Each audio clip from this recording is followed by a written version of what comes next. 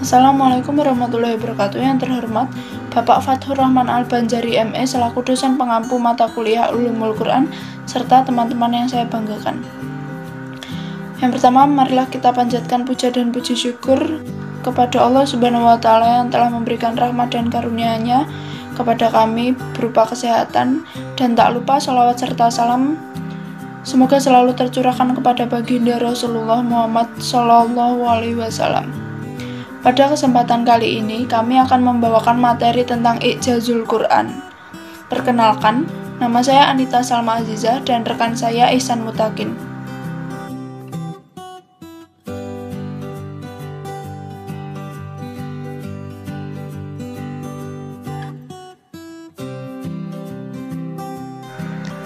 Presentasi hari ini yaitu yang pertama pendahuluan, lalu yang kedua definisi i'jaz, lalu yang ketiga tujuan I'jazul Quran, selanjutnya yang keempat unsur-unsur mukjizat, lalu yang kelima sayembara atau tantangan Allah Subhanahu wa Ta'ala kepada siapapun yang tidak mempercayai kemukjizatan Al-Quran, yang keenam bukti historis kegagalan menandingi Al-Quran, yang ketujuh aspek kemukjizatan Al-Quran, lalu yang terakhir penutup. Yang pertama pendahuluan. Telah kita ketahui bahwa mukjizat itu hanya dimiliki oleh para nabi dan rasul Allah Subhanahu wa Ta'ala. Mukjizat terjadi hanya pada saat-saat yang dibutuhkan, misalnya untuk membela diri terhadap orang-orang kafir. Di dalam Al-Quran, kata mukjizat disebut dengan ayat atau burhan, yang artinya keterangan atau bukti yang jelas. Sebagaimana dalam firman-Nya dalam surat An-Nisa ayat 174. A'udzubillahi minasyaitonirrajim. Bismillahirrahmanirrahim. Ya ayyuhan nasu qad ja'akum burhanum mir rabbikum wa anzalna ilaikum nuram mubin. Yang artinya, hai manusia, sesungguhnya telah datang kepadamu bukti kebenaran dari Tuhanmu, Muhammad dengan mukjizatnya, dan telah kami turunkan kepadamu cahaya yang terang benderang. Al-Quran adalah mukjizat terbesar bagi Rasulullah dan umatnya yang terpelihara sepanjang zaman.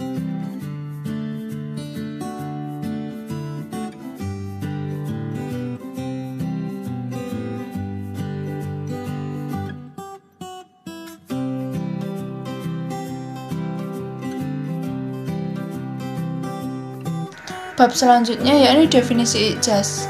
Dari segi bahasa, kata i'jaz berarti melemahkan, sehingga mukjizat berarti sesuatu yang melemahkan penantangnya ketika terdapat sebuah tantangan. Pelakunya dinamai mukjiz. Definisi itu sesuai dengan firman Allah Subhanahu wa Ta'ala. A'udzubillahi minasyaitonirrajim. Bismillahirrahmanirrahim. Faba'atsallahu ghuraban yab'atsu fil ardi liyuriyahu kaifa yawari sawata akhihi. Qala ya wailata a'jaztu an akuna misla hadza ghurabi fa'uwariya sawata akhi fa'asbaha minan nadimin.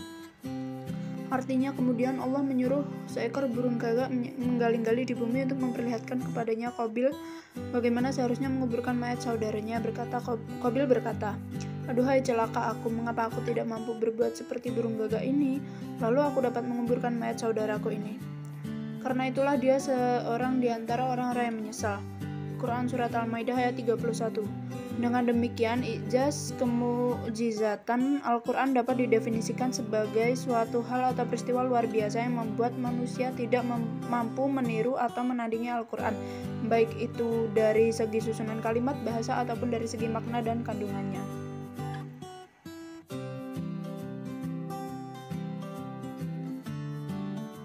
Lalu bab yang selanjutnya adalah tujuan I'jazul Quran. Yang pertama yaitu untuk membuktikan kerasulan Nabi Muhammad SAW. Lalu yang kedua untuk membuktikan bahwa kitab suci Al-Quran benar-benar merupakan wahyu dari Allah.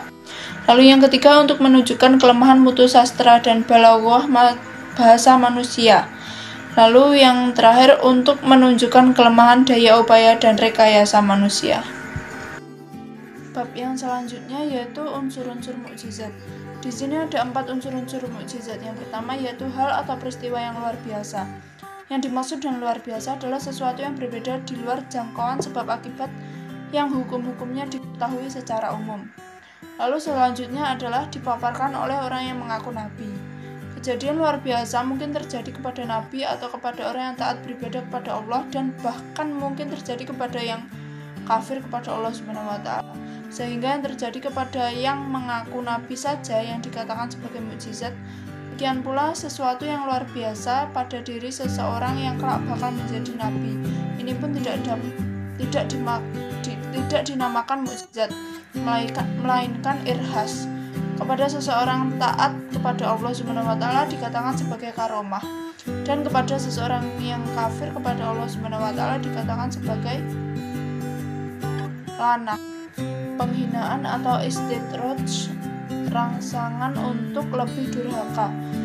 Bertitik tolak dari keyakinan umat Islam bahwa Nabi Muhammad SAW adalah nabi terakhir, maka jelas bahwa tidak mungkin lagi terjadi suatu mukjizat sepeninggalannya.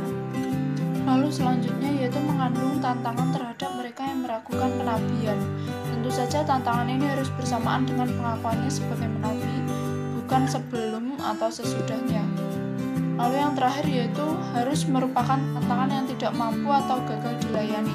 Untuk membuktikan kegagalan mereka, biasanya aspek kemukjizatan masing-masing nabi adalah hal-hal yang sesuai dengan bidang keahlian umatnya.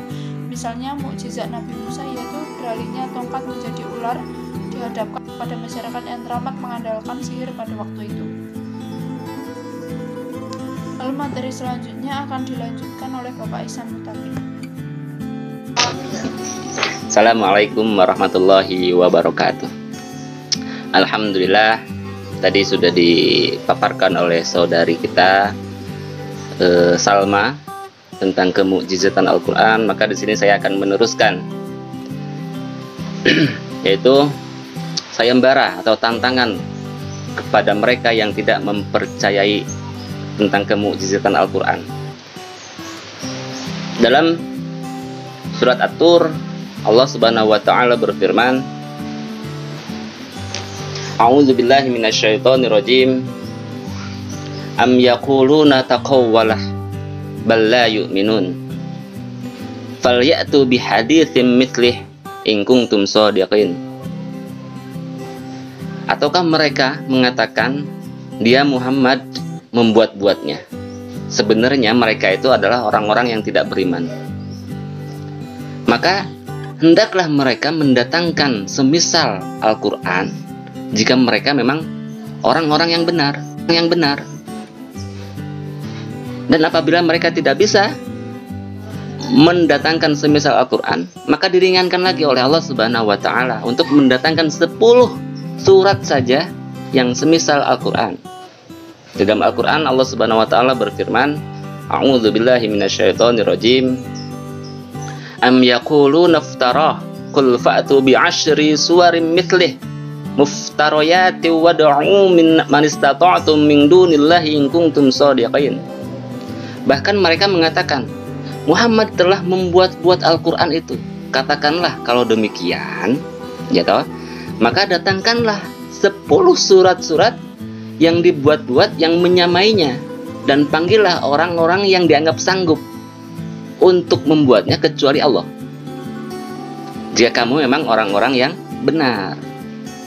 Hud ayat 13. Dan jika mereka tidak bisa juga, maka ada lagi keringanan, yaitu untuk mendatangkan 1 surat saja, sebagaimana firman Allah dalam surat Al-Baqarah ayat 23, A'udzubillahi minasyaitonirrajim. Wa in kuntum fi raibim mimma nazzalna 'ala 'abdina fa'tu bi suratin min mithlih wad'u syuhada'akum min dunillahi in kuntum shadiqin. Dan jika mereka atau jika kamu tetap dalam keraguan tentang Al-Quran yang kami wahyukan kepada hamba kami yaitu Muhammad, buatlah 1 surat saja yang semisal Al-Quran, dan ajaklah penolong-penolongmu selain Allah, jika kamu memang orang-orang yang benar. Maka di sini ada bukti historis kegagalan orang-orang yang ingin menendangi Al-Quran, yang ingin menandingi Al-Quran. Misalnya pemimpin Quraisy pernah mengutus Abu Al-Walid, seorang sastrawan ulung yang tiada bandingnya, untuk membuat sesuatu yang mirip dengan Al-Quran. Ketika Abu Walid berhadapan dengan Rasulullah Shallallahu Alaihi Wasallam yang membaca surat Fussilat, ia tercengang karena mendengar kehalusan dan keindahan gaya bahasa Al-Quran, dan ia pun kembali kepada kaumnya dengan tangan hampa. Yang kedua adalah banyak di antara pemimpin-pemimpin dan ahli sastra Arab yang mencoba dan meniru Al-Quran. Bahkan kadang-kadang ada yang mendakwahkan dirinya menjadi nabi seperti Musailamah al-Kadzdzab, Tulaikha, Haballah bin Ka'ab, dan lain-lain. Tetapi mereka itu semua menemui kegagalan, bahkan mendapat cemoohan dan hinaan dari masyarakatnya. Makanya di sini Al-Quran punya aspek kemukjizatan. Yang pertama diantaranya adalah dari segi bahasa dan susunan redaksi atau i'zazu lughawi. Dari segi bahasa dan sastranya, Al-Quran mempunyai gaya bahasa yang khas, yang berbeda dari gaya bahasa masyarakat Arab pada umumnya, baik dari pemilihan huruf dan kalimat yang keduanya memiliki makna yang dalam. Oleh karena bangsa Arab telah mencapai taraf yang begitu jauh dalam bahasa dan seni sastra, bahkan mereka terkenal dengan sebutan ahli sastra. Ya, karena sebab itulah Al-Quran menantang mereka, padahal mereka memiliki kemampuan bahasa yang tidak biasa dicapai oleh orang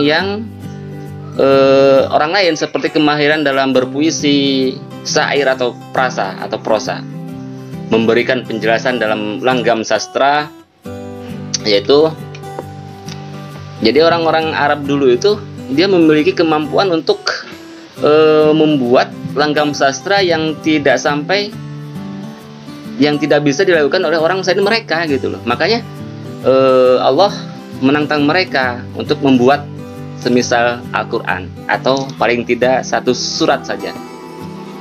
Maka yang kedua, segi kemukjizatan Al-Quran diisyaratkan dalam isyarat ilmiah atau i'zazul ilmi. Banyak orang yang terjebak dalam kesalahan ketika mereka menginginkan agar Al-Quran mengandung segala teori ilmiah. Setiap lahir teori baru, mereka mencarikan untuknya kemungkinan dalam ayat. Lalu ayat ini mereka takwilkan sesuai dengan teori ilmiah mereka. Sumber kesalahan tersebut ialah bahwa teori-teori ilmu pengetahuan itu selalu baru dan timbul sejalan dengan hukum kemajuan. Dengan demikian, ilmu pengetahuan selalu berada dalam kekurangan abadi. Terkadang diliputi kekaburan dan di saat yang lain diliputi kesalahan. Itulah ilmu pengetahuan yang selalu berubah mengikuti zaman di mana ia berada. Selanjutnya yaitu dari segi sejarah dan pemberitaan yang gaib atau i'zazu tarihi. A'udzubillahi minasyaitonirrajim. Wa minan nasi may yu'jibuka qauluhu fil hayatid dunya wa yushhidullahu ala ma fi qalbihi wa huwa aladul khisam. Yang artinya, dan di antara manusia ada orang-orang yang ucapannya tentang kehidupan dunia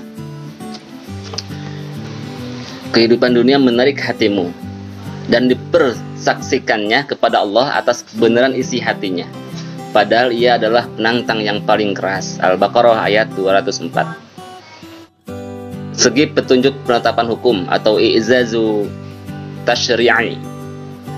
Dalam menetapkan hukum, Al-Quran menggunakan dua cara, yaitu mujmal atau global dan terperinci.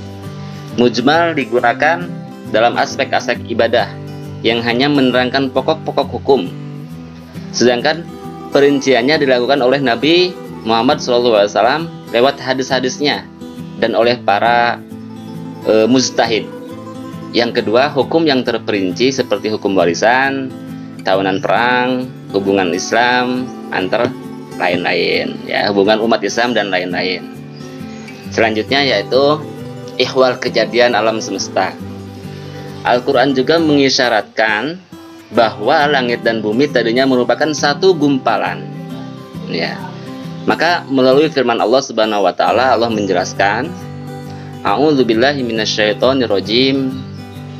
Awalam yarul ladzina kafaru annas samawati wal arda kanata ratqan fafataqnahuma wa ja'alna minal ma'i kulla syai'in hayyin afala yu'minun.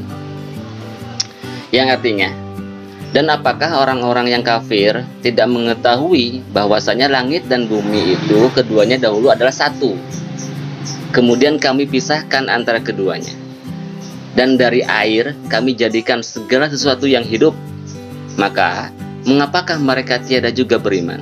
Al-Anbiya ayat 30. Maka di sini dapat kita simpulkan bahwasanya Al-Quran ini adalah mukjizat terbesar dari Allah Subhanahu wa taala yang diberikannya kepada Nabi Muhammad SAW. Kita ketahui bahwasanya setiap nabi diutus oleh Allah Subhanahu wa taala selalu dibekali dengan mukjizat. Untuk apa? Untuk meyakinkan manusia yang ragu dan tidak percaya terhadap pesan atau misi yang dibawa oleh nabi.